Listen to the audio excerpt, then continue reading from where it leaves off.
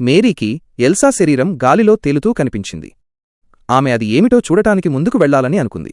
కాని అక్కడ కొన్ని తెలియని వింత వస్తువుల గుంపును చూసింది. ఎల్సా శరీరం అకస్మాత్తుగా గాలిలో తిరగడంతో భయపడిన మేరీ ఆ దృశ్యాన్ని ఫోటో తీయాలనుకుంది.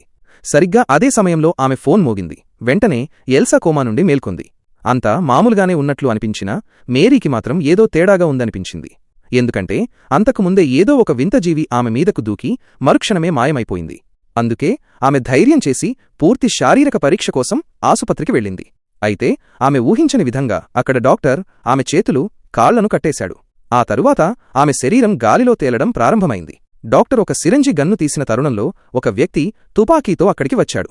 అతడిని చూసి డాక్టర్లందరూ భయపడి రాక్షసులుగా మారిపోయారు. అతను మేరీని కాపాడాడు. తనకివన్నీ ఎందుకు ఎదురవుతున్నాయని మేరీ అతడిని అడిగింది. ఆమె ఒక రాణి యొక్క పునర్జన్మ అని, ఆ సామ్రాజ్యానికి చెందిన 3 రాక్షస దిగ్గజాలు ఆమెను పట్టుకోవాలని చూస్తున్నారని అతను చెప్పాడు. మేరీ అది నమ్మలేకపోయినా ప్రస్తుతం ఆ వ్యక్తిని ఆశ్రయించడం తప్ప ఆమెకు వేరే మార్గం లేదు. అతను ఆమెను ఒక అంతరిక్ష నౌకలో స్పేస్షిప్ తీసుకువెళ్లబోతుండగా